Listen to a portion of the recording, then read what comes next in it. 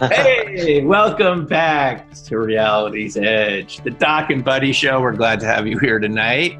We have got a fascinating subject matter to talk about. I mean, this is really interesting stuff. Buddy has been sharing some interesting stuff. And, you know, the thing is, I mean, Buddy, who do you really work for? That's the... We cover this every episode, don't we? Where do you work, buddy? Who are you getting this info from? Okay. We'll skip that part. But you've received some very interesting documents, comrade.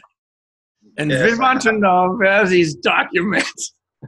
We want to know what. Okay, it's serious stuff, and I'm kind of kidding around here, but I listened to it.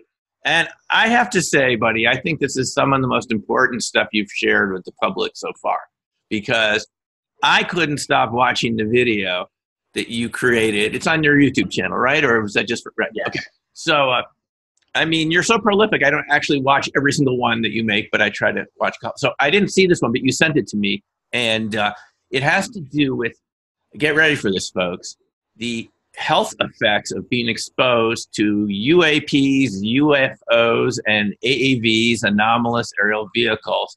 And I think that this is a pretty important and pertinent topic, because nobody is talking about this. And, you know, folks, if you've seen my channel, I had Gary on, the former missile security guard, and everything that he experienced, Buddy described in the video. Health effects, being burnt, sunburnt-like effects. But Buddy, what are we dealing with here? What's going on? This is some really amazing stuff. And when you talk about nuts and bolts, when you talk about hard evidence for the skeptical people out there, this is about as compelling of evidence as you can get. You can look this information up. It's completely available out there. If you just do a Google search, this isn't any secret documents required here. This is stuff that's in the public domain. And essentially what has been happening is several different scientists for years now, many years now, have been studying the effects of being close to one of these AAVs. And they have found some consistent, reoccurring effects. And they are consistent with pulsed, ionizing and non-ionizing microwave radiation and a combination of gamma rays. And they've come to these conclusions through a bunch of different facts and information. And if you don't mind for a second, I'd like to share screen with you and show you some graphics and some specifics. Okay, share screen. Oh, beautiful. Here we go. Here's a picture that was leaked, and this is from one of the doctors who's been working on this for quite a while. And this is a picture of a brain. And as you can read, patient number 1 following near field exposure to unidentified aerial craft at 500 meters. Now, 500 meters is not super close. That's pretty far away, actually.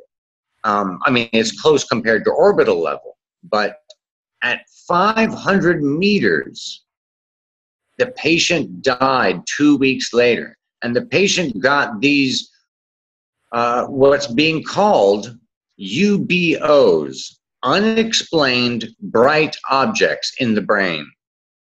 And there's just so much information in this story on so many levels. This story is intense, intense, intense. I don't even know where to begin, but that's just the basics. There's a lot of the. But what sort of patient are we talking about here? Is this a case that is publicly known about? Do we know about this? This case is not a publicly known case. This is one of the cases from one of the doctors who's researching for To the Stars. And they have a group of people that they're calling the experiencer group. There's an experiencer study.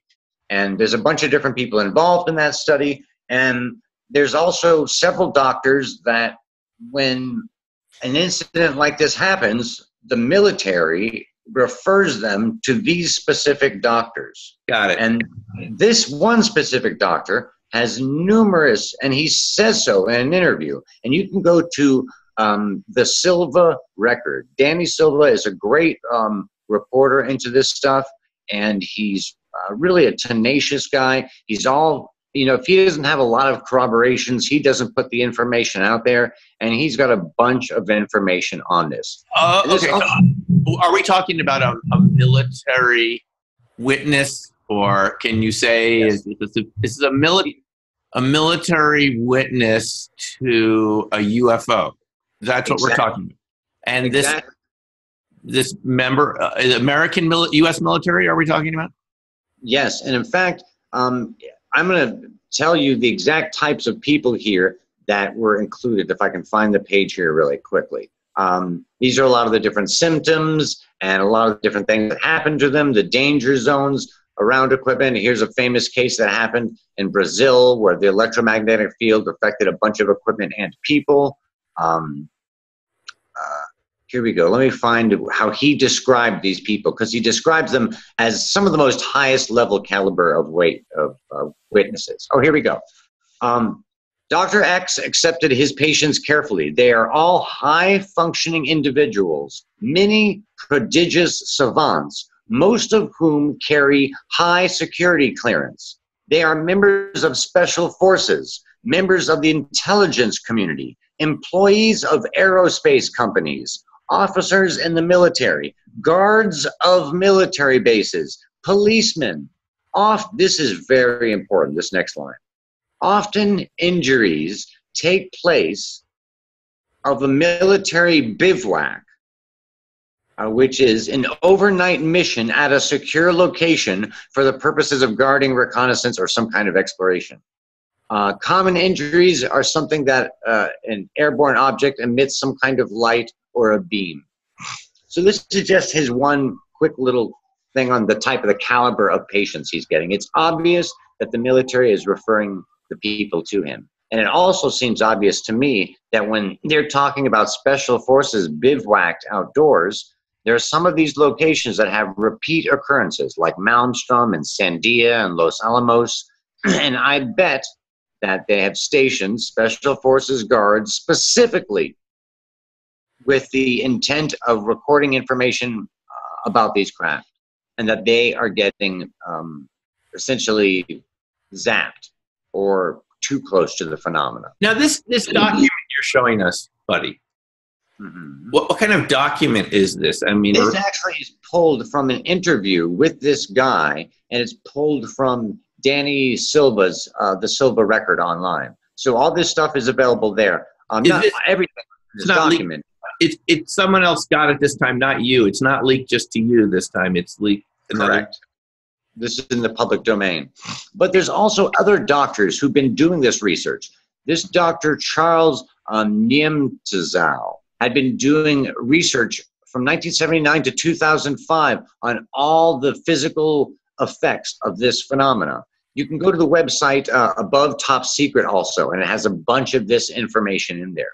It talks about the types of cancers, the types of burns, the skin lesions, the internal injuries. And this even gets into this has so many tentacles, this whole story. I mean, I don't even know where to begin. One of the tentacles goes this direction, and it goes to the direction of the fact that every event that you have in your life, apparently, according to Gary Nolan, who is the brilliant biologist and DNA guy who was part of the To the Stars study with these experiencers. And he says that every major event in your life leaves information in your DNA. And an encounter with these craft leaves information in your DNA. And this stuff is just so intense on so many levels. I don't even know where to begin, Doc. Well, here's the thing. I mean, I have never really heard much about this before. Now, Hal Puthoff did give us this lecture at SSE IRVA last June, right? Mm-hmm. And he talked about Blueshift. I made a video about it. Shift to the ultraviolet spectrum, space-time metric engineering, that these craft are not operating the same space-time metric that we're operating in. It's a different frame of reference where the speed of light for them, well, for us, they would be faster, slightly faster speed of light relative to us because of this terahertz radiation that's going into the bilayered metals. And he said this is why some people get burned. And he mentioned Colores Island in Brazil. Yep, that's a very famous case. A lot of people got injured, and they got injured also too by beams. I know. I think what's really fascinating here too is a very scary sentence. He says, "Yes, 25% of my patients die within 5 to 7 years of his diagnosis." Wow. These are the ones that are really close to the field, who get sunburns and who get these lesions in the brain. And these lesions in the brain are fascinating. For a neurologist to call these lesions unexplained bright objects is very unusual, because you would think neurologists would know the difference between scar tissue and cancers and things like that, but they're not calling them that. They're calling them something else. Well, why does it say in the paragraph above that this is some form of black ops technology? There is a theory, and there's a lot of information to back this up. You can read Dr. Jacques Vallée's diary, and he kept an amazing diary, and he just released a new book recently. And at several places, they talk about these microwave weapons, pulsed microwave weapons that are being studied by France and the United States and Russia and China. And this was 30 years ago. And they were seeing that the results of the damage of some of these high, frequency waves caused very similar injuries. And in fact, when you think about the Cuban embassy recently and the China embassy stuff with employees getting zapped by these microwaves, it brings up tons of really fascinating information. How dangerous microwaves are to the body. So here's the statistician if he wants to know, senior buddy. What percent of UFO, UAP sightings would result in this negative health effect? Because, it takes our kind of discussion of this subject in a whole different direction, which dramatically it's important. But what percent of encounters of people with what we call to be UFOs have healing effects, and what percent lead to these? I would guess we could all agree are negative. Because I have heard presentations by researchers where they listed 100 healings where people felt better after their encounter. And my only guess of what's going on here is we're dealing with different origins of these UFOs. We call them UFOs, but that's like calling all the animals in the zoo, non-pink, non-elephants. It doesn't tell you what they are. So what if it's not different creatures or different civilizations? What if they are being reflective of the people they're surrounding? These cases seem to be the closest contact. These ones specifically seem to be a lot of military and militarized victims. I'm not seeing as much, even, Burroughs from Rendlesham, his health records were held as classified by the government. They classified his health records. He couldn't get them. Until the citizen hearing, and then Merrill Cook and others put pressure on the VA. And now we're told the records were released, and he's getting health care again, the way he should have from the VA. So, this is a pretty serious situation, because you're suggesting here that the government really, even if they don't know where these UFOs are from, we don't know what they don't know. It's kind of complex. But you're saying we do know about the health effects, that it's being documented, and that they're deliberately withholding the health records of military personnel like John Burroughs who've encountered these because they don't want, I'm imagining they don't want the public talking about this. Is that right? I think they don't want the public. I think it's even more insidious than that. I think they don't want the public to have a glimpse as to the operating systems of the field propulsion unit on these craft, because letting people know that people are injured leads to a bunch of questions that lead back to the propulsion unit and could give people insights into it. If people are getting exposed to certain types of rays, that gives you an insight into the mechanics of the propulsion unit, or at least some of the technology, even if it's not propulsion, if it's camouflage or power. So one of the things they noticed was there's two forms of radiation happening simultaneously, ionizing and non-ionizing. There's microwave energy and gamma rays. So that's facts. That's nuts and bolts that a foreign intelligence agency could say, how do we engineer a, blah, blah, blah, blah, blah. I guess that's the excuse. That's the. I mean, this is then it's even more serious. So people are dying because of this, and the information is being withheld because it has really significant military implications. What if someone is injured by these craft, and if they get iodine, that could prevent them from absorbing more of the radiation, but they're not getting that information because the government's keeping it secret. It's like a snake bite. You have to be treated very quickly, or a stroke. You have to be treated very quickly with this medicine. But if you don't even know that the medicine could, there's a lot of ethical issues here that seem really strange. Buddy, did you read that newer book by Terry Lovelace called Incident at Devil's Den? No, I haven't. He was on the Coast to Coast show with George Norrie. It's a great book, by the way. I just read it last October, and I just saw it on Amazon. I've had some contact with Terry recently. He now has his own radio show, and I'll be a guest on his show on December 18th. Oh, cool. Very cool. The reason I'm bringing it up is when he and his other Air Force buddy, they went camping in this state park in Arkansas. And they encountered a triangular craft, which they were kind of, transported into somehow.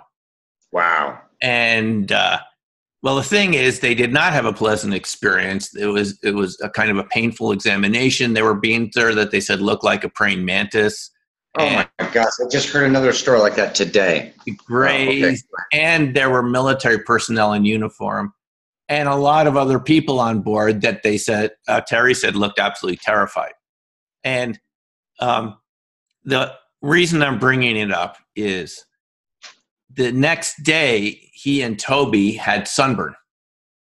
And they were, it was at night, and they get sunburn at night. The doctors originally thought they'd been out in the sun too much, except that this whole event happened at night, and they left the next day. They only spent one night out there.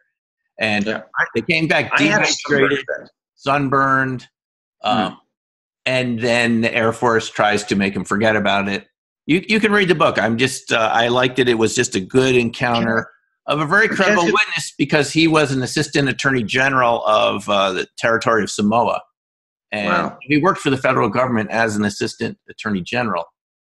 And he felt courageous enough to publish this book recently because he realized they were trying to silence the whole thing. I mean, they told him not to talk about it again. The hypnosis was intended to make him forget. Well, anyway, the point is, it's an example of someone get the sunburn effect and the negative health effects, which he said affects him to this day. And his partner, Toby, the other Air Force guy that went with him that day, ended up dying several years later. Well, could have been from alcoholism, but I mean, what they tend to do is separate these people as soon as possible so they can't compare stories. We know this happened with Robert Salas said that when, in his incident at Maelstrom, that if you look at Salas's story about the thing that stands out from those entire book, that was called Faded Giant, is that the guard who saw this red disc over the gate at the Missile Control Launch Center, Salas said the guy was begging him the next day to have a talk so they could find out what had happened. And they separate these people so quickly and give them like these, silencing orders so that they're not supposed to speak about it. They tell them not to speak about it with anybody, not even their spouses, right? So you never get to compare notes. These people are separated, and they could have these types of injuries. So anyway, I'm just bringing it up because here's another book you can read, Incident at Devil's Den, where this sort of thing is. It makes me suspicious. It makes me suspicious. I want to believe, Doctor, that the reason why some of these cases are into medically dangerous areas is because the phenomena is reflective, and that if you're a soldier and you're bivouacked at a location that's had repeat occurrences, and you're bivouacked there with weapons and sensor equipment, there's a very good chance that the craft's going to come real close and maybe even knowingly expose you to radiation. But I just don't want to believe that malicious side of another race would expose intentionally people to very dangerous rays. In the Travis Walton case, he believes that he was accidentally injured and then taken aboard and healed over 5 days before released again. And I think in some of these, especially the ones by this specific doctor, they seem to be all military, referred to by the military. And I think there's a lot of militarized situations that caused those darker responses, perhaps. Maybe when the visitors encounter someone like that they're more militarized, they're less cautious about themselves and the other people. Maybe so. It's hard to get a good justification for giving someone cancer. No, I got to go back to something you said here. Now, the Travis Walton case is this case from the 70s near Snowflake, Arizona, where Travis, they're out there with 6 guys, right? They're doing a logging operation, and they're leaving. They're going back in the truck, back home. They see a bright light on the hillside. They think it could have been a plane that crashed, so they go over and investigate. And when they get to the site of this light, they see a large disc hovering over the forest area, and Travis goes bounding out. He says to this day, it was the stupidest thing he ever did. He just opens the door and runs towards it, and he gets zapped by the craft, right? He falls to the ground. The other guys say, let's get out of here, the 5 of them, the remaining 5. And then they say, wait a minute, we can't leave Travis there. They go back, and Travis is gone, the disc is gone, everything, right? And Travis, who spent a couple days on this craft before waking up on the side of the highway a couple days later, a week later, was it about? Something like that? Yeah. 5-6 days. I can't remember. I've heard him talk a bunch of times. And well, anyway, the point is, exactly what you said. This is what he said. He thought that the reason they took him on board is to heal him, because only they would know what to do. He blames himself for running up to the craft. He thought it was like a defensive mechanism of the craft, and that if they hadn't taken him up, he wouldn't have been healed, right? Absolutely. He could have died if he didn't take them. I mean, if they didn't take him. It's I have a feeling we're missing something in this story about these injuries, because time and time again, the visitors seem to be helpful. And I keep falling back to this thought. There are a lot of stories about medical intervention, and you have to take a certain number of the stories as being factual.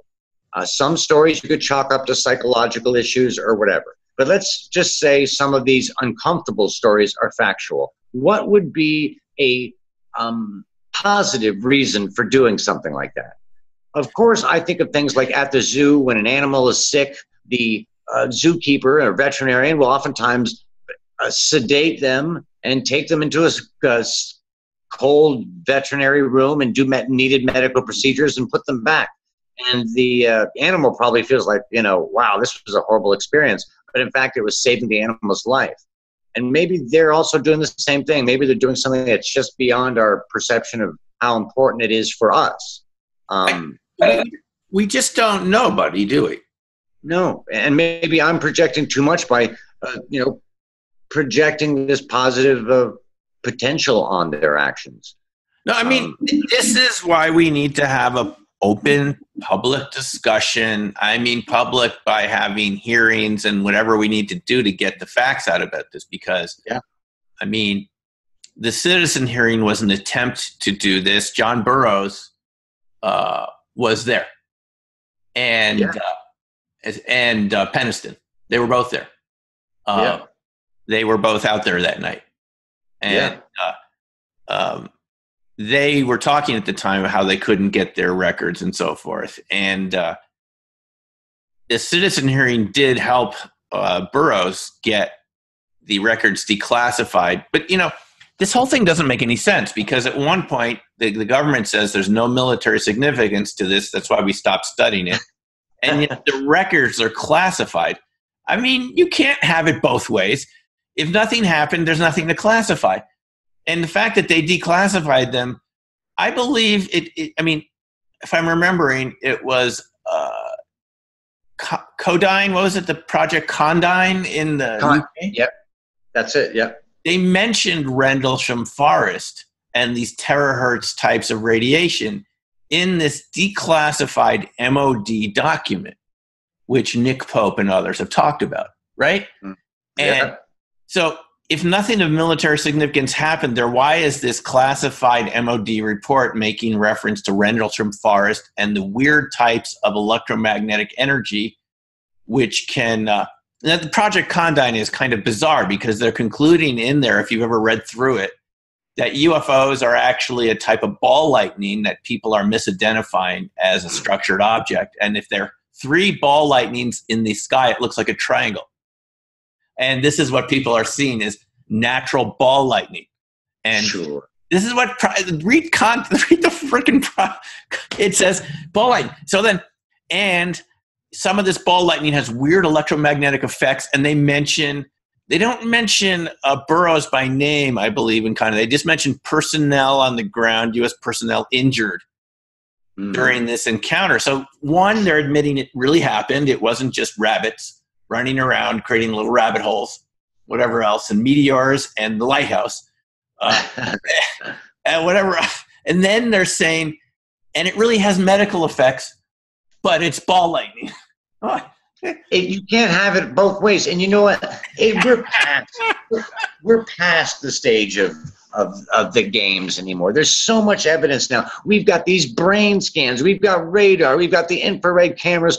We need to be moving on to the next questions. You know, but most of society isn't with us, Doc. You know, most of society has not even seen all of this evidence. And this type of evidence, and this episode that we're doing today, this evidence is really, really intense. And this is about health risks, major health risks. There's a bunch of health risks. I'm going to scroll up here, and you'll see so many health risks obviously associated with electromagnetic radiations. And I think this is a important subject, not just for AAVs, but also our general life. You know, 5G is coming out, and we use electronic equipment around us all the time, and it affects, and as it says right down here in this one paragraph, something medical technology had not previously been able to pinpoint. So-called experiencers of anomalous phenomena often show certain biomarkers and DNA changes. So it's not just, you know, the CAT scans and the anomalies in the brain. It's not just the cardiological problems that like Burroughs had, but there's also DNA changes and other biomarkers. He had eye injury to his eyes. A lot of people get cataracts from. No, we have to be quite.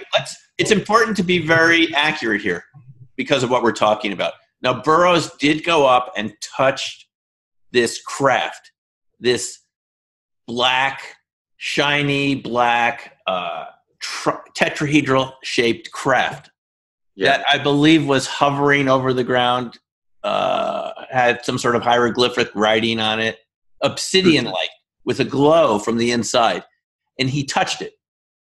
Yeah. Most people do not go up and actually touch a UFO. I mean, not most people that I meet every day. That one person was 500 meters away. Now, now this reminds me of Gary, the missile security guard at Minot in 1973 or 4. I think it was 74, based on the information that we talked about. And he said it was some distance away. I mean, the alarm had gone off by one of the silos, and it's the job of the missile security guards to go out and check on alarms. He said a lot of them can be set off by jackrabbits, and a variety of animals can set the sensors off. So they go out, but they had been going off all day, and it twice in one day was really weird. Mm-hmm. So they get out to this near Velva, North Dakota. And he said the blinding object took off near the silo. Wow. And I sent you the link to the video. It's on my YouTube channel. Just scroll back, folks, a couple of months. I'll put a link to it above here. And he said it was so bright, it was hard to look at. And that's what they experienced. He said it put the whole base on alert. They scrambled jets and everything, but this thing went straight up and they couldn't catch it. There were other objects around. It was like the whole base, the whole network of missiles in the Control Launch Center were under surveillance that day. And these objects he didn't say that they took the missiles offline, but he might not have known about this. He's a security guard on the outside. The point is, he got burned, and his buddy got burned, Airman Holt, in the security alert truck. And everything in the truck was burnt on the right side, even their M16s. He said everything. Wow. And they gave him a cream to put on his face, like he had sunburn. And he said it helped. But what I learned from Gary recently, I'm still in contact with him. Because just like Burroughs, the VA will not turn over his records. Mm. Yes, I'm telling you, it's still going on. They say they don't have them, buddy, that they lost them. And he has had, get this, health effects on the right side of his body. Oh, sweet Jesus. Including the right kidney. He's allowed me to talk about this. So, I mean, thanks, Gary. He not a YouTube user. But to this day, he's having health effects and pains that started from that incident, that night they were out there in 74 in the summer.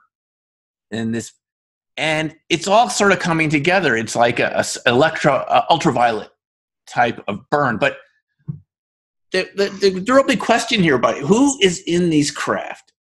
What are they doing? Are they conscious of the effects on us, or I think they are. Do they not care, or is that location was a nuclear missile site? That was a weapon location. They were less worried, I'm sure, about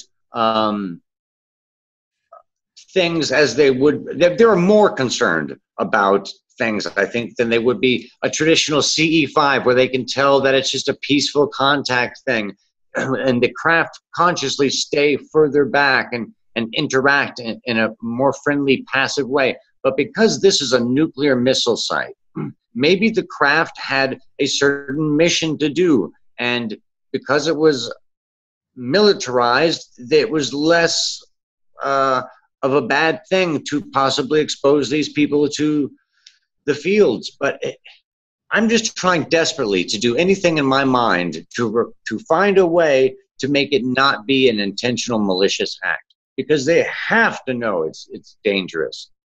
Or are they doing it on purpose to say, look, don't mess around with this stuff? You know, Doc, it's really intense. It's very worrisome. And it leads to a bunch of other thoughts. Here's a list of a bunch of the different damages just from electromagnetic fields. And there's a lot of different fields we're exposed to in our homes, outdoors, a lot of different types of waves and frequencies. And I don't think these have been incredibly well studied. There's sawtooth waveforms, ELF, dirty radio frequencies. There's continuous wave radio frequencies, particularly pulsed radio frequencies, and some that are specifically called neurotoxic. And some of the reading I was doing, they found that a specific type of pulsed microwave could induce paralysis. And this also leads to a really fascinating direction. Some of this stuff can lead to hallucinations. And it's associated, but not directly, with this thing called the God helmet. I don't know if you guys have. There's this helmet that can stimulate the brain in a certain way and simulate essentially religious experiences. Here it is. Here's the helmet. One of them. Here's the original design. The Persinger helmet, right? Yes, exactly. Persinger's God helmet. Michael Persinger. And maybe these people, you know, that's why they brought up the fact that one of the doctors who was investigating these victims brought up the fact was maybe this isn't the AAVs. Maybe this is someone else with a much sloppier, dirtier technology. Or maybe even worse, this is a weapon, an American weapon. And that would kind of, or a foreign country's weapon, that would jibe with the China embassy and the Cuban embassy. It is weird because, I mean, you're showing Cash Landrum right here, okay? Mm-hmm. That's a good case where civilians were injured. One of the women died a couple of years ago, right? Associated with the radiation. You know, when they went back to the car, she said she got burnt from the handle. Yes, yeah. Car. I mean, for those who don't, folks, remember this is the case. It's when was this? The 80s, early 80s. Yep. Yep. They're driving back home and they see this huge diamond-shaped object, and it seems to be dripping something from the bottom. And they go out, and then they notice 18. Was it Chinook helicopters escorting 23? Thank you for. We need to be accurate here. 23 helicopters. And no one has been able to make sense of this because even people like John Alexander tell us they called every number, every base to see if there was any exercise going on that night.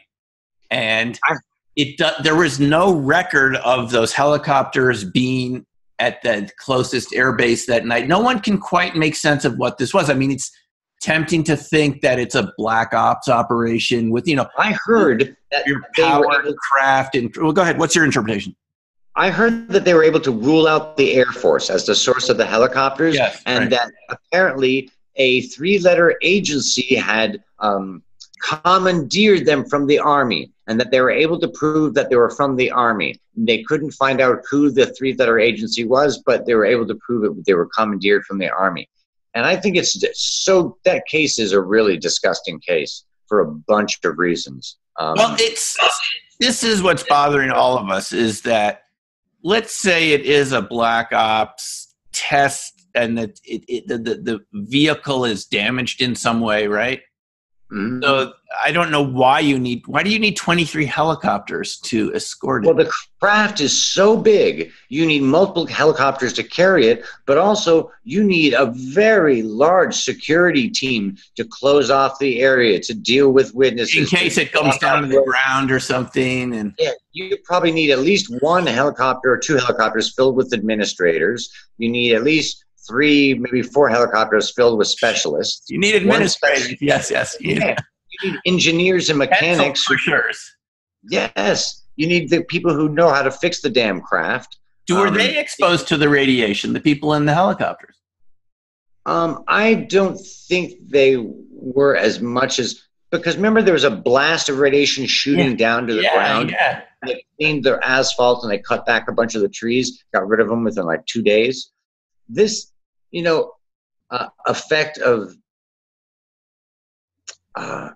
cleaning up the mistake after Cash Landrum, that's indicative of a guilty conscience, if I've ever heard of one. But I just found a little quick note here to go backwards on something. This is from Jacques Vallée's diary, and it was talking about Jacques Vallée meeting with these other doctors. And one of the doctors he was speaking to was talking about they were working on how to paralyze muscles using electromagnetism, and the military wanted to use this idea, and that they were using microwaves, and the French military was using microwaves. I mean, wow, this stuff is really disturbing. You wonder where this technology really is now, since that was 30 years ago. I mean, the more we get into this, the less, I have to say, the more evidence you're presenting, the less logical sense it makes in terms of an easy explanation. maybe there's less ET here than we think. I mean, in these injury type cases, you know what I mean? Maybe these injury type cases seem so separate from the traditional kind of cases where we see a benevolence or at most an indifference, you know? I just can't make sense of it, buddy. I mean, let's take the triangular sightings. Hudson Valley, Belgium, Phoenix Lights, 97. We don't have any injuries from those craft. And those were very close to the road. Over Indian Point, they were hovering 30 feet over one of the cooling domes, or over one of the reactors. Someone corrected me recently on YouTube what it was, but over one of the domes of the reactors. And we don't have any reports of those 18 security guards getting injured, do we? No, none. You're right. So, in so many of these cases, there doesn't seem to be any injury. I spoke to witnesses to the Hudson Valley UFO. Witnesses I haven't made public yet. I've done interviews with them. They said it was the most beautiful thing they ever saw in the sky. It was so strange and so weird, the colored lights going around silent, and no injuries at all. And the Phoenix Lights had 10,000 people or more. I mean, it went all the way down from, I think it started in Las Vegas and went down to Tucson or something. They covered the whole city. Doc, I'm suspicious. These are so sloppy. You know, an advanced civilization is more efficient. They're going to be wasting less. They're not going to be emitting as much garbage. They're not going to be emitting as much radiation. That's what I would sound. Say. All these things. Maybe this is more indicative of a anti-gravity program created by humans, and these are the soldiers who are protecting these programs. They're the ones getting injured or associated. You know, let's go back and listen to that list that doctor gave out. It's a very interesting list of the type of people he mentioned. Well, before we do that, I just think people who's ever watching this, you know, you're watching this later, put your comments below what you think is going on, because I would like to see it. Because honestly, I'm really confused by a lot of this. I know this seems to be real evidence, and I'm trying to put it all together, buddy. And it's not like not computing. Do you know what I'm saying? Because we're talking about advanced civilizations. Why would they have anything that was injurious? What would be the point of that? Wouldn't that violate the Prime Directive? I mean, it would in a lot of ways. You know, what's the woman's name? Annie Jacobson, who did this great book, The Phenomenon book. A lot of this stuff is actually in there. You can get some of the information in there too. Maybe, Doc, we're you know, I know that I know so little, and the more I live, the more I realize how much I don't know, how stupid I really am. But it seems to me that these are two different things. You know, these cases of these craft that are injuring people and leaving a lot of radiation around, maybe they're just like Cash Landrum. They're human fuck-ups. They're shitty designs. Honestly, buddy, the voice of Dr. Stephen Greer is coming back to me right now. I feel like he's in the room. And I spoke to him the other day. You know what he would say? That these are all reverse engineered. Yeah. I don't know if he's correct, but if he were here on the conversation, he'd be saying, these, I can guarantee you folks, this is what he would say, because I've heard him talk so many times. I've been with him so many times, and he would say, I can guarantee you that these are reverse engineered military projects that are fake UFOs that are designed to scare us and make us have a negative feeling about ETs and so forth. That would be his opinion. And he would add, I know this because I have witnesses from these programs. That's what Stephen would say, I imagine. If I'm wrong, correct me. But to paraphrase him. I think you're right. I think you're completely right. Now, is it true? This is why we need an open public process here with hearings and everything to find out all the evidence. Because again, Hal said the same thing just a couple of months ago at SSE Irva. And he mentioned Colores Island in Brazil, the Ubatuba materials, and he mentioned injuries. And he said, you don't want to get too near to these things. But what things are we talking about? Whose things are these? What in the world is going on here? You know, I don't think we're going to get an answer. You know, I think we're getting closer to delineating possibilities, you know. And And if you don't mind, I'd like to take a little turn for a second in this conversation and go down another tentacle, another rabbit hole. Something really fascinating in the research that To the Stars was doing. They have this experiencer group, right? And within that experiencer group, they have a subgroup, and it's called the psychic subgroup. And this psychic subgroup, apparently, there is a consistent one of these UBOs, unexplained bright objects, in the right, I believe it's the right parietal lobe, and that apparently a lot of the people associated with this have a very, they believe that the Pershingers God helmet increases psychic accuracy. It's a weird thing. Is it possible that these unexplained bright objects in the right parietal lobe, or whatever that lobe is, increase psychic ability? Just like the helmet can? Well, there are two different means. The helmet is magnetism, a healthy level of dose, apparently. But it's just I don't know what these white spots are that you're showing us. I mean, I'm not a brain physiologist. That's why I don't know. Are we looking at damage, or are we looking at a modification or something? What are we actually looking at? I find that so strange that it's not scar tissue. It's not something that they define to say, you know, when something dies, you would think the radiation would kill that portion of the brain. It would die or turn to scar tissue or something. But to call it unexplained bright objects just makes it sound like it's very unique to this situation. You're calling it an object. Is that what you're saying it is? Yeah, that's what they're calling it. UBOs, unexplained bright objects. Yeah. Let me make sure I have the exact phrasing, but I'm pretty certain that's it. Unexplained bright objects. It's really, well, you know what's even scarier to me is when I was going through different electronics, how much energy they kick out and what's the safe levels. Very kind of creepy numbers. For example, the safe level, oops, what did I just do? There's a safe level for, obviously, a threshold for some of these different technologies. Okay, here we go. This one right here. Let me see if I can read it. Okay. So the safe level is 0.5 to 2.5 mgs, which I'm not sure what mg means. What would that be? mg.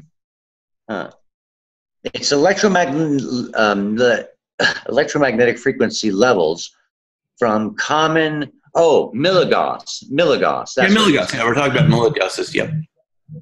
So look at all of these things that are way above the safe level that we have in our house and in our home. What kind of cell damage? Okay. Now, what kind of chart are we looking at here? This is what does it say? This is recommended. It says danger zones, electromagnetic field levels from common in milligauss. Recommended safety levels is 0.5 milligauss to 2.5 milligauss. Right. I've been studying this recently, and it's the milligauss levels are considered, 1 is considered safe to be around in your home, maybe maximum 2. It's just that various types of diseases have been associated with above 1 milligauss. And if you get an EMF reader, a little an EMF detector, right? It'll show you these levels in your sleeping areas and so forth. And I've gone around and looked at, and we're often around higher levels of electromagnetic fields than 1 or 2. And you're saying that these are what commonly are emitted by common devices we find in our homes. Yeah, like apparently a vacuum cleaner can be anywhere from 3 to 40. That's pretty intense. But if you're close, if you're at 4 inches, you can get 230 to 1,300 milligauss. A hair dryer, 20,000 milligauss, and only 2.5 milligauss is dangerous. Wow, that's way above that. Yeah. It's interesting how much damage modern, we haven't evolved to fight these things, I don't think. Well, the reason we haven't evolved is because throughout history, we've never been around fields that are this strong. We don't know what it's doing to us to be around these all the time. And they've only been around since electricity has been invented, right? And modern appliances and so forth. So how does this connect back to our subject here? I think that these electromagnetic fields are damaging no matter what. And I think the greater the damaging of the field from the craft, the more likely it is a human-made craft, my belief. The more efficient and clean the craft is, the more likely it is truly from another advanced civilization. And that regardless, as a society, we should be much more careful about how dirty we allow. There's all sorts of pollution. It's not just the things we see. There's lots of pollutions that we should care about. And electromagnetic pollution is one of them. And I've always kind of discounted that.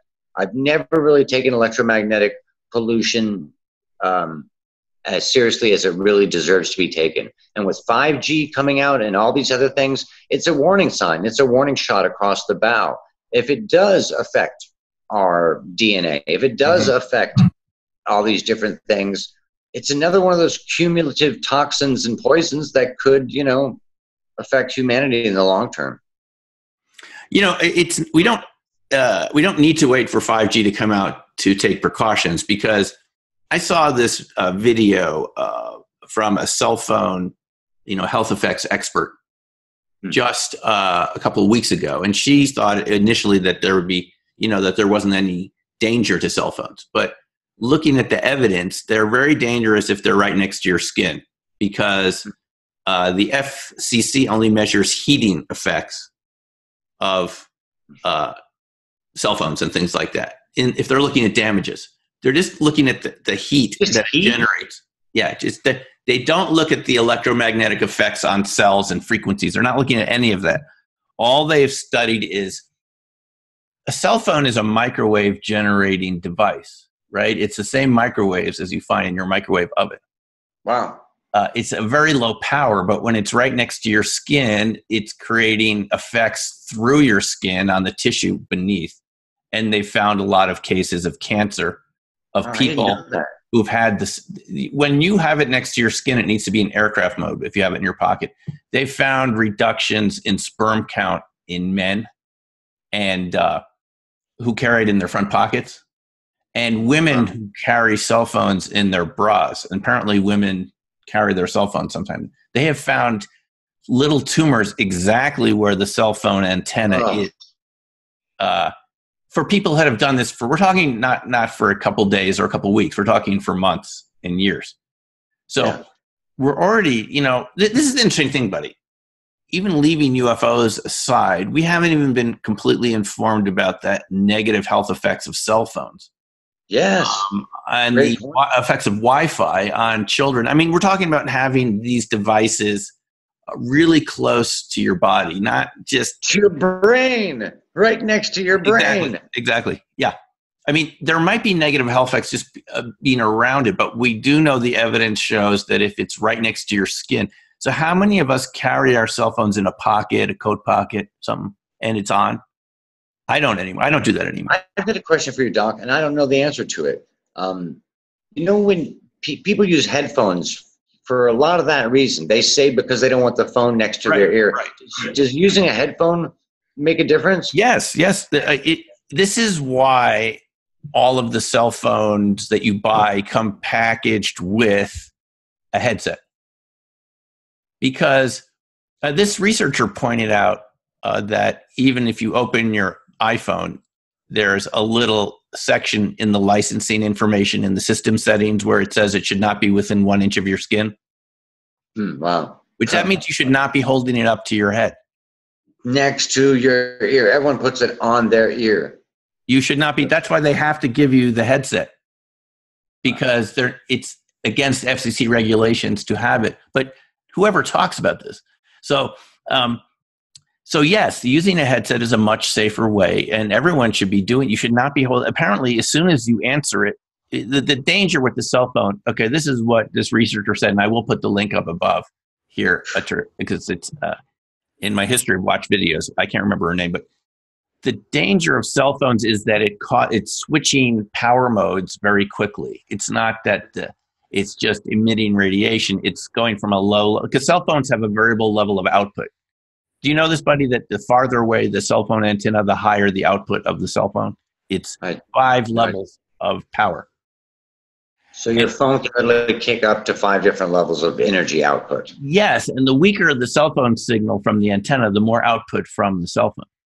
It would make sense, but wow, I never thought of that. I didn't know that, but it makes total obvious sense. When you answer it immediately, that's when it's at its highest power when you say hello. And then it's going to a low level, a high level. That's something apparently your cells are not used to, kind of modulating up, going down, up and down. Yeah. Wow. I had no idea about that. I had no idea about that. So when you have one bar, you're trying to listen even harder and it's pressed even closer to your ear, that's when it's the most powerful. It's kicking out the most energy. Right. And, you know, if we're getting UFOs for a second, we're not even informed about the health effects of this device that we all now have next to us. You're not supposed to be holding it in your lap, things like this. Do you know that things like iPads were tested at a distance, I think, of 27 inches away from you because they're considered a tabletop device? This whole topic has so many tentacles, and this specific thing, just from these brain scans, it goes so many different directions.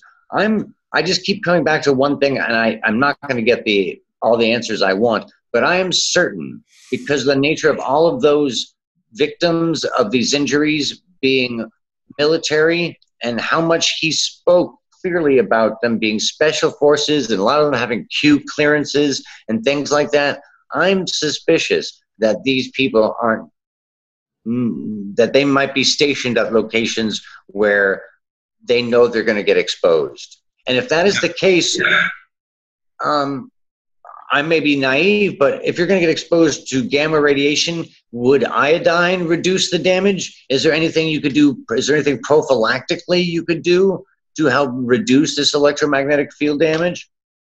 No, I don't think iodine's going to do it because that's for ionizing radiation. And the iodine, it interacts with the radioactive. It prevents tissue damage from radioactivity. Well, they say apparently this is a mix of ionized and non-ionized, the microwave and the gamma rays. There's even one weird speculation in the reading of this, and you can see this in the Silver Record, I'm pretty sure, or it's the Annie book. But there's speculation that the brains, the heads were being targeted by a beam or a ray possibly, and that it wasn't just the field effect, because they were noticing the gamma ray damage was more to the head than any other part of the body. But that was just one of the researchers. This is so fascinating at so many levels, from the psychic level to the medical side to the what are these projects around it that keep having soldiers going to this one doctor. Just so many aspects of this are mind-blowing. I would love to know that question that you're posing to the audience. Are these cases human-made craft? Yeah, I mean, we're told that there are these reproduction vehicles, I think as Greer calls them, alien reproduction vehicles. And, you know, folks like Bob Lazar and others have said they've seen things like this, these alien reproduction vehicles. And this topic is so convoluted and so complex. It's very difficult to sort out what is the original phenomena and what is the reproduction side.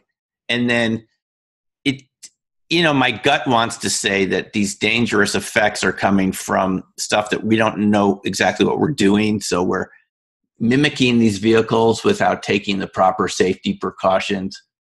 I mean, what about the occupants of these vehicles? Are they being exposed to this negative effects? They're right inside the craft next to the propulsion system. They could be in the center of the toroid, in the center of the donut. and the field circling around them. They could be in the what's that plane called? The dielectric plane. Or they could be in a warp bubble, and it's the bubble affecting it. You know, if red shifting stretches space-time, then the blue shifting is a contracting of space-time. So they're contracting space-time in front of them, and the ship's falling towards that. Maybe it's a contraction of space-time around. I don't know, Doc. This is way above my pay grade, but wow, is it freaking fun and thrilling to explore the mystery. And stuff like this, the nuts and bolts stuff, is really pivotal. I think this is pivotal stuff. It is just, it's just a huge topic. I mean, obviously, there's a part of ourselves that wants to believe that visitors, if they came here, would not do anything that would affect our health adversely, right?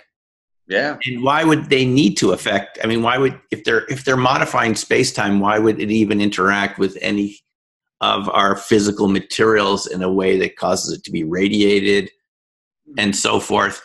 And yet, maybe I'm not saying that this is true, but I mean, maybe we're projecting onto the phenomena some fantasy of wanting it to be all benevolent and good. Yeah. Or maybe it's just as much as Cash Landrum was a mistake with the nuclear propulsion system. Maybe these other ones are mistakes with the electromagnetic field propulsion systems or another type of system. Yeah. I love the fact that we don't know in a way, you know. But I have to go back to this document. Am I on your screen, by the way, or did you just see this? Yep, full screen. I'm going to get rid of share screen because I can't see if I'm on the screen or not. But you know, again, this is one document, and you're saying this is a publicly available document. Is this a leaked document or a declassified? What kind of document is this? There's multiple documents associated here. One is Jacques Vallée's diary, and you can look in Jacques Vallée's book and get a bunch of this information. Two is in Annie's Phenomenon book. A bunch of this stuff is in there as well. And then also on the Silva Record, Danny Silva's blog, which is an excellent blog to be kept up to date to and subscribe to. I highly, highly recommend it. So all of this stuff is public-ish record. Yeah, this is just, look, none of us can sort this out right away, and I enjoy our conversations because it just shows us how little we know. If you listen to a lot of UFO researchers, they're going to have conviction it's either one way and they're all benevolent, they're all negative. Mm-hmm. I think this just begs the question of why don't we have more access to the information behind this phenomena, whatever we know so far. I mean, we did get a start with Hal's lecture last June, but there's so many things that he can't say either because it's still classified or whatever. So the question is, who is sorting this out for us? I mean, as the taxpayers and the citizens of this country, we have a right to know. Are these military in origin or not? Think about the liability issues. Okay, that's a really big issue here is liability. Really, how many people have been injured by it if they are sloppily constructed government crimes? Yeah. No, that's very interesting, buddy. In the Cash Landrum case, the judge wouldn't hear the case because they had no evidence it was coming from the U.S. government. Now think about that. There was actually a specific phrasing of what he said, too. It was a real slicing of hairs. It was almost as if they could have phrased it right. They might have had a better chance. But, of course, with national security and all that stuff, they're not going to come clean and say it was our nuclear engine. It's kind of disgusting. It's very un-American. You know, we like to teach our kids to stand up and admit their mistakes and accept the consequences. But as a country, we don't always do that. Yeah, I mean, formally, our tradition is to be open, transparent, accountable, right? And I think that we were talking about this in an earlier episode. I mean, this is the direction of the development of Western civilization. Wouldn't you agree? Is openness, transparency, and accountability. It's what we all look for in each other when we interact with each other every day, right? And this is the opposite of this. This is the opposite of accountability And it's extremely troubling. I think anyone who's listening to this who knows this is extremely troubling because this seems un-American to us. I mean, un-American in the deepest values we have going back to the Bill of Rights and the fundamental idea of accountability, government accountability. Where's the checks and balances on these special access programs? Where is the checks and balances on these security clearances? Where is the checks and balances on that, was it $27 trillion or some crazy number that school just investigated and found out has been spent on black projects? Completely unaccountable. I missed that one. But this university did some accounting and discovered there's some crazy multi-trillion-dollar discrepancy in the U.S. budget, and that this stuff has gone to black projects, essentially. And that it's completely beyond the purview of Congress. There's zero checks and balances. It really is like there is, like Richard Dolan says, a breakaway civilization within our civilization. They have their own army. They have their own military. They have their own laws. They can radiate who they want to without any liability. I'm not a conspiracy guy, but when you look at the math, trillions of dollars missing in black projects, that's pretty frightening. But then I got to come back to Grant Cameron's point.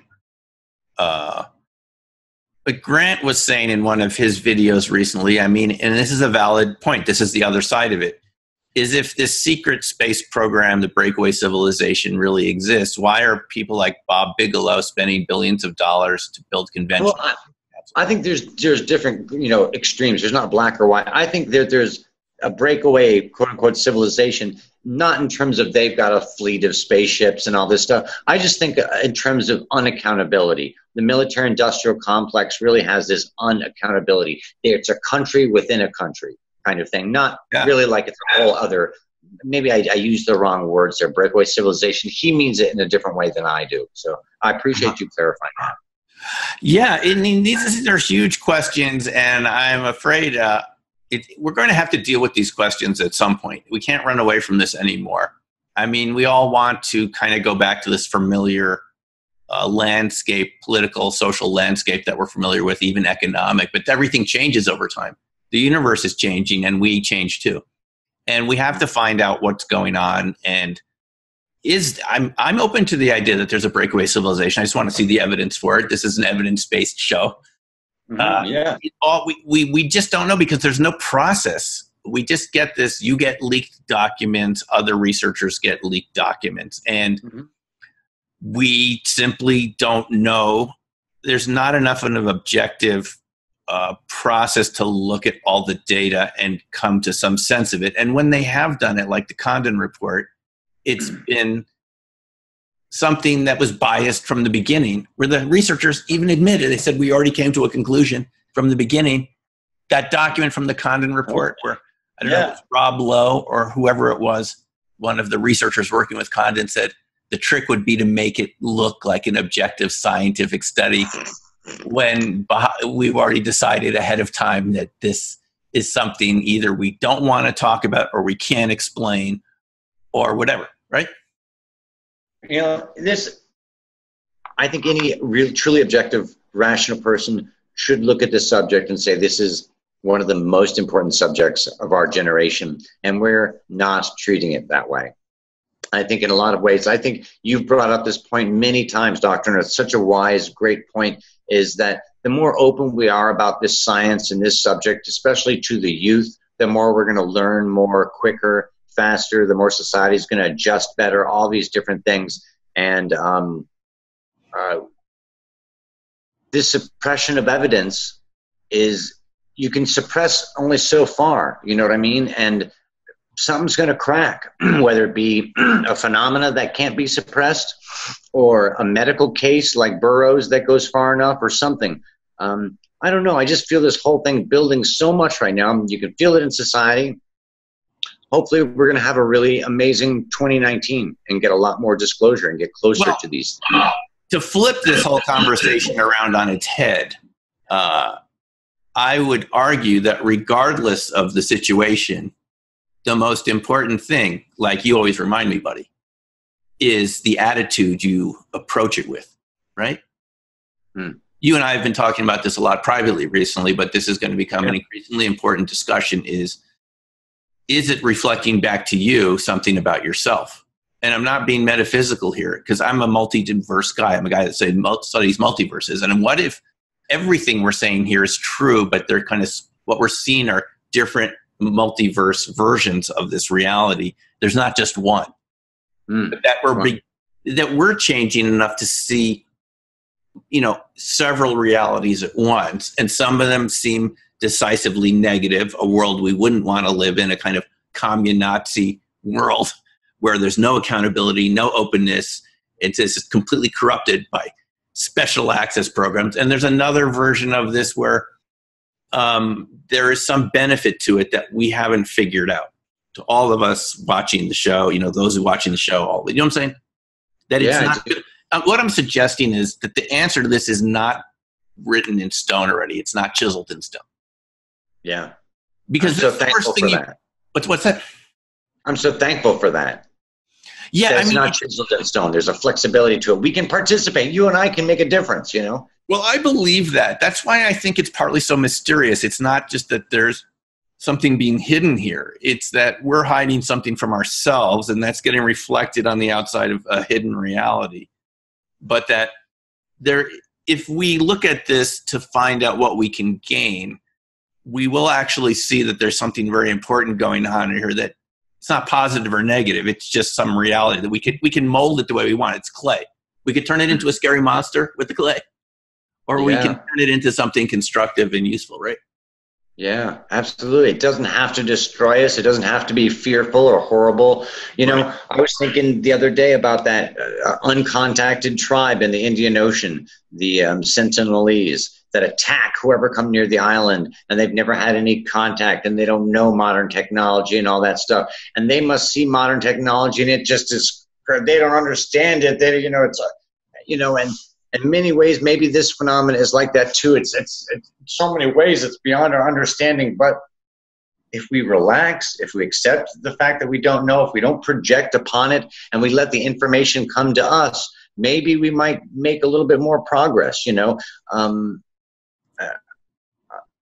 Being in the moment and not projecting onto it might allow us to see the phenomena, whatever this stuff is, in its truest form. Because if we say, oh, it's this, it's that, it will become that or this to us. Right. And there's folks who've argued that there are interests out there that are trying to make us reach a conclusion, like an Independence Day type conclusion, that this is something we need to defend against and protect ourselves from. Great point.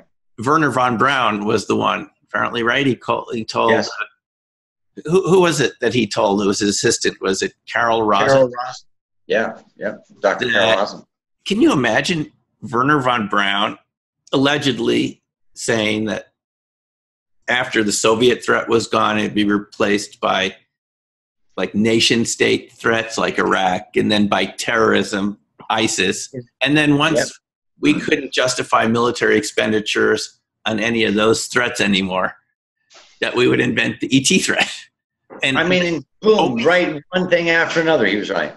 This is always at the back of my mind with this, that someone has an agenda and they're trying to scare us, but they're really kind of like the guy behind the curtain in The Wizard of Oz. And this is why I'm hesitant to draw a conclusion before we can see the evidence. I don't want to build a whole story around the Wizard of Oz if it's just a guy behind the curtain. And you and I are having a really interesting discussion earlier today about the nature of knowledge itself. Sometimes there isn't a black or a white answer. There may not be an answer to this that says, yes, there are ETs, they're from this galaxy, or that it's all in consciousness, there's no real ETs, it's all a psychokinetic thing. Maybe it can be both. Maybe it can be mutually exclusive or mutually negating. Simultaneously. I'm open to whatever the possibilities could be. And I also approach it with an optimism. And I really love approaching this topic and exploring it with you, Doc, too, because you're such a practical guy about it. You look at the science side of it, and you make me feel like each time we're kind of hacking through the rainforest, hacking through all this complicated stuff and making cool new discoveries. And I learned a lot in this conversation today. And I'm more confused than I was before the conversation. But that's good. That's a good thing. It's a good thing to admit to not know, to admit you don't know what you don't know, because it makes you a better citizen of the universe, in my view. Again, we've talked about this. This is kind of a theme of our show, of Reality's Edge. We like to be certain about things. There's a good feeling about being certain, but you can be too certain too. And it can be, speaking as someone whose father lived in Nazi Germany, I can tell you that people, when they get very certain, can make mistakes, and they can become xenophobic and blame any group for all of their problems. Not just Germany. Any society can do this. We did it to Japanese Americans right before World War II. So we can do it one race to another race in our own neighborhood. You're so right. What a great point you're and it's so easy to become xenophobic and just go get the defenseless minority groups, because it's in our genes to be afraid of people that are different from us. I imagine monkeys have the same feeling to monkeys from other parts of the forest. And I'm always on guard not to react to that xenophobic impulse. We all have it, but we can all be capable of racism. My concern is that we're projecting it onto something we don't know enough about. And I'd really not like to find out 10 years from now that we were being tricked by our own military or own black ops to be afraid of something which may be completely neutral, right? Or it could be completely benevolent and like a zookeeper doing something wonderful for us that we need, but we just don't know what it is yet. It's so much bigger than we might be able to understand. Exactly right. Well, I love exploring this stuff with you, Doc, and I appreciate it and I enjoy it. And I'm more confused than I was. I know less now than I did before the show. And I did my job, Conrad Putinsky. We have to have this discussion. It has to be open to all the possibilities and have to evaluate it against the evidence. We can't, and it takes a long time. It's a slow process, but the rewards are that you're in contact with reality, not a fantasy, you know? Great. Now I know less. But I know that I know less, and that is knowing more. So yes, absolutely. This is a great episode. Thank you so much, Doc.